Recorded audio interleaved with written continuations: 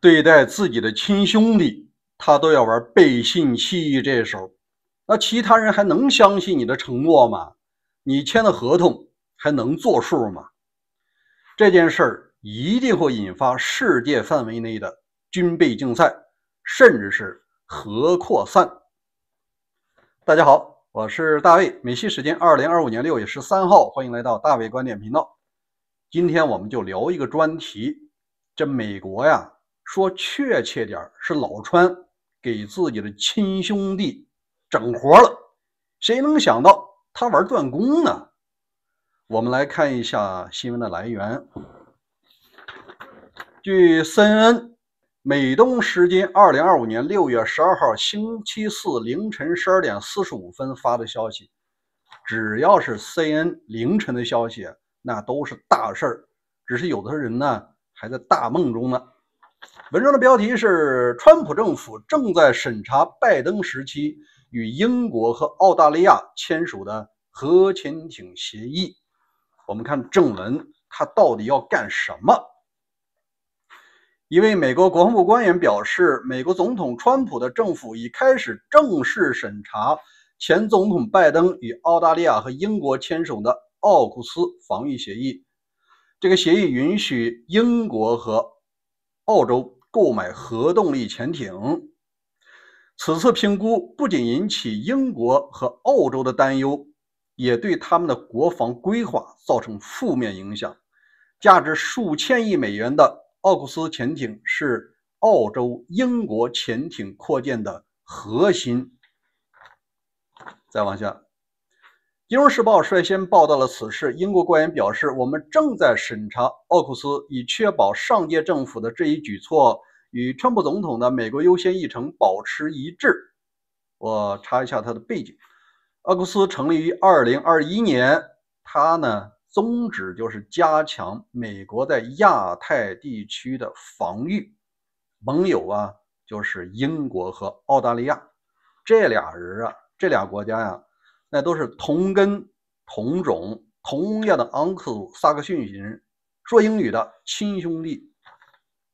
好，我们再往下看，这件事儿遇上了什么问题？就是老川为什么要给自己整活呢？咱们看看进展啊。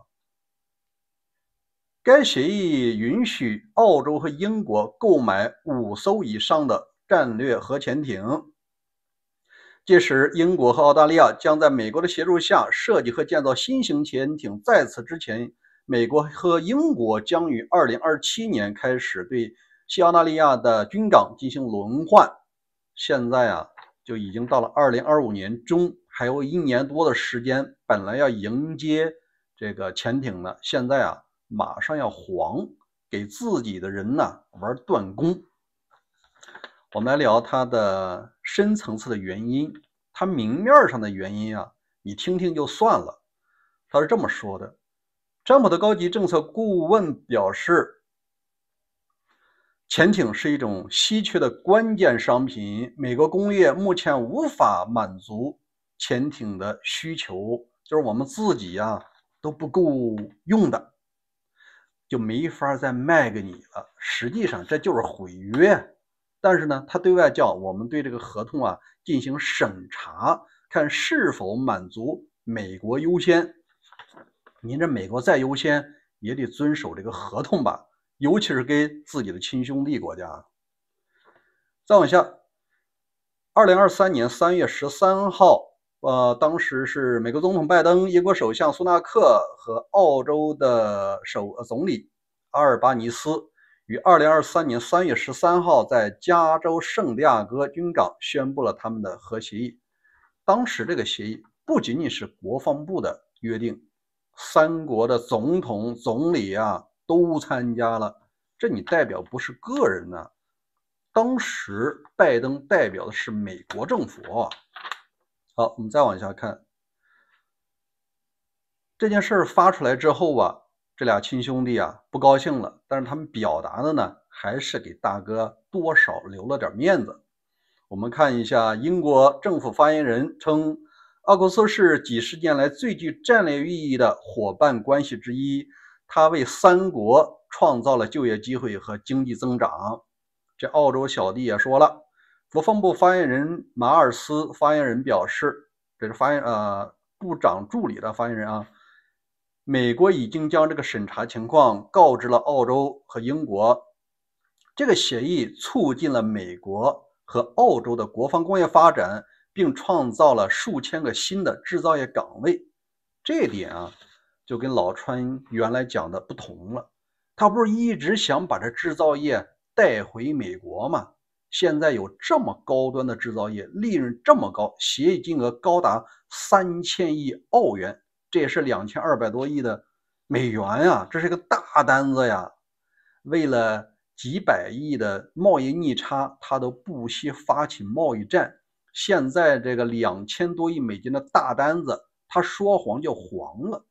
这制造业带回美国，你不用啊，现在就要啊。我们来看一下各方的表态。其实美国有良知的人呢，是不赞同这个做法的。举例说明，美国参议院军事委员会议员，他叫蒂姆·凯恩表示，奥库斯对于确保印太地区的自由开放至关重要。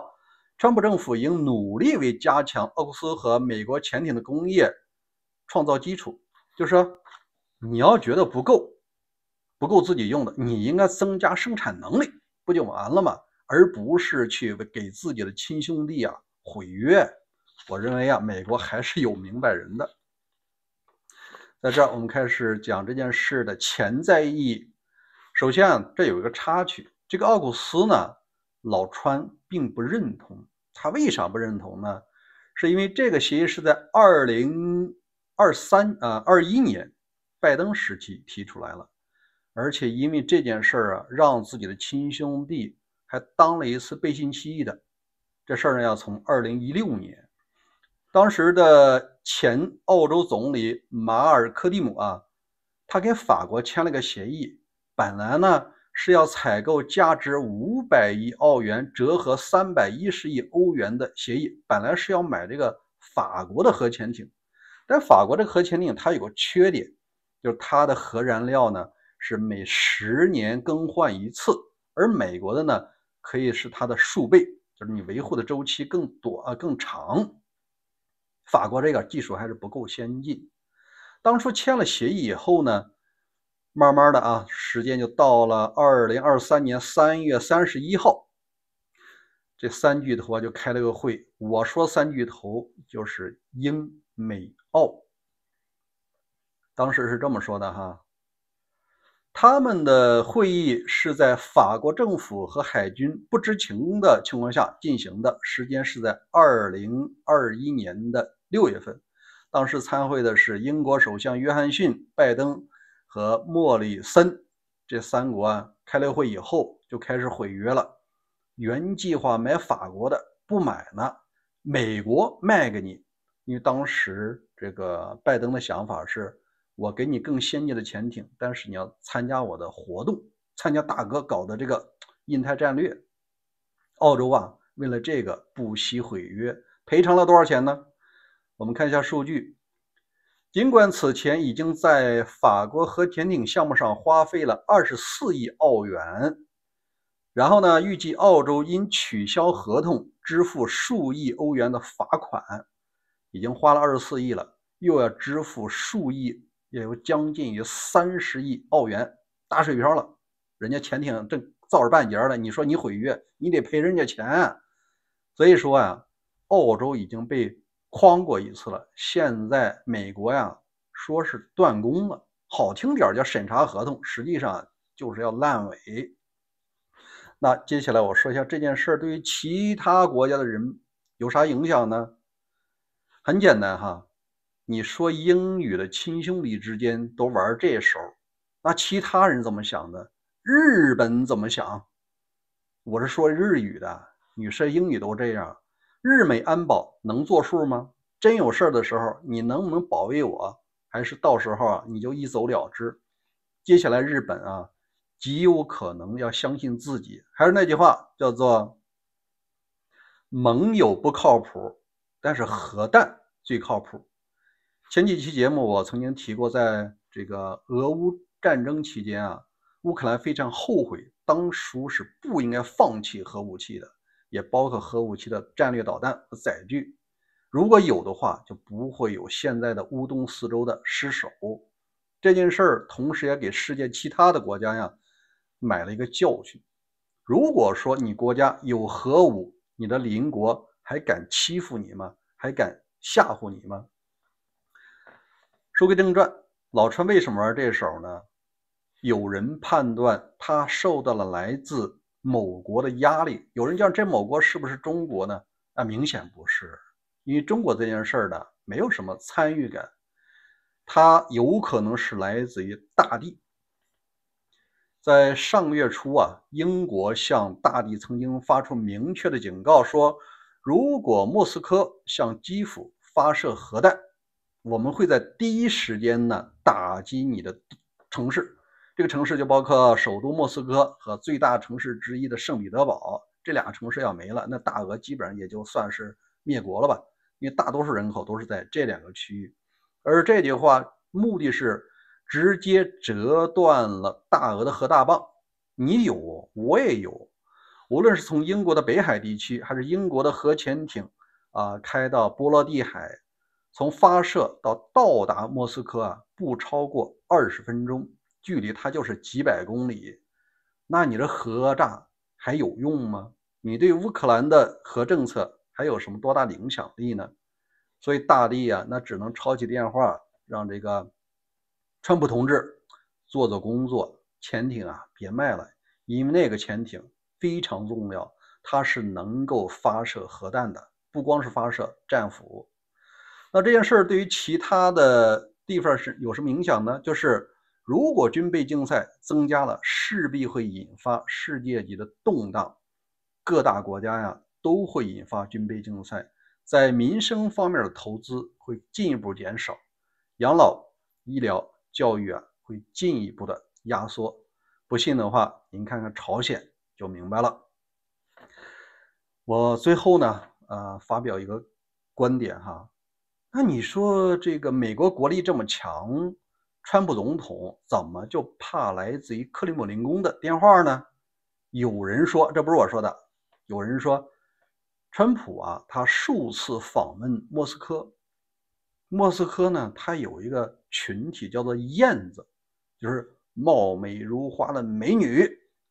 这些人呢在那方面那是专业的，会很多姿势，就是说他们这种吸引力对于那种立场不够坚定的人呢，没有脱离了地区趣味的人呢，是有致命吸引力的。而且呢，前苏联也好，还是大俄呢，他精于此道，经常在你搞活动的时间给你录像。如果把这个录像带拿手里他就能够拿捏录像里那些人。至于说川普同志有没有参加这个活动，我不知道。如果你觉得有或者没有的话，欢迎在留言区咱们聊聊再见。